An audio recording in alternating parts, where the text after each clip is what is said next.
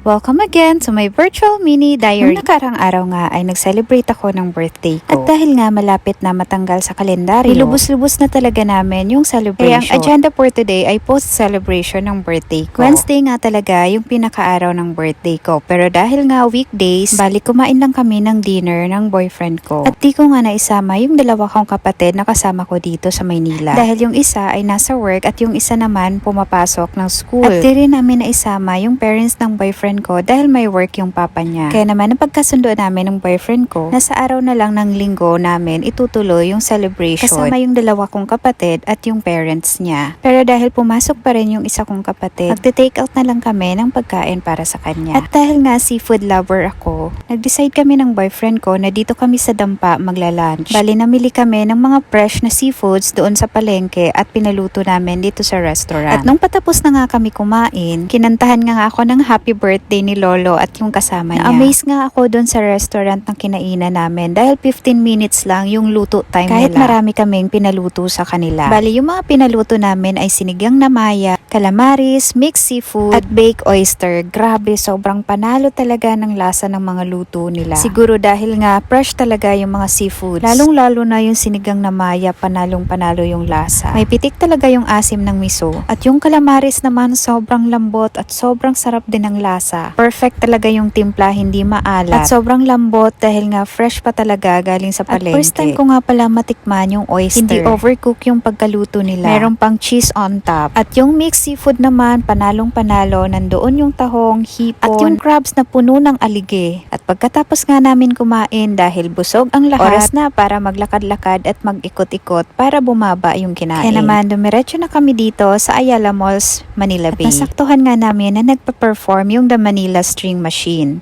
Pakinggan nyo to.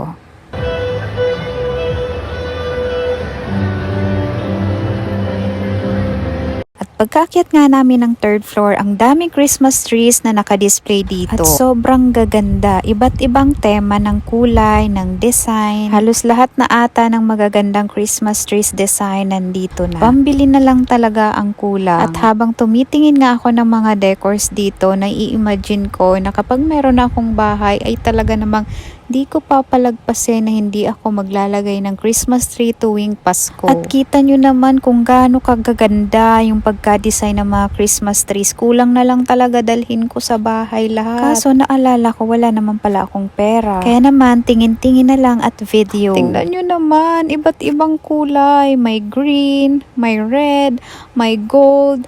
Ay, Diyos ko, punong-puno ng mga kulay. O, tingnan mo, cute-cute ng color. Kaya naman ang hiling ko kay Lord, sana next year mapatapos ko na yung bahay na pinapagawa ko para sa family ko. At grabe excited na rin ako mag-decorate. At dahil nga masyado na akong naiinggit dito sa Christmas trees na to at mga Christmas decors ay lumabas na kami. At di nga namin ini-expect na meron pala ditong display ng mga sports car. At dumating nga rin pala dito yung Japanese na designer ng mga sports car. Pera na lang nga ang kulang at gusto ko nang iuwi tong magagandang kotse na to. At akala ko nga matatapos na yung birthday ko na wala akong natatanggap na bouquet. Kaya naman, thank you sa aking boyfriend. At nakakatuwa nga dahil hindi nalalanta yung bouquet na to. At meron pang pailaw-ilaw effect. So siya, paano ba yan? Hanggang dito na lang muna. Thank you for watching!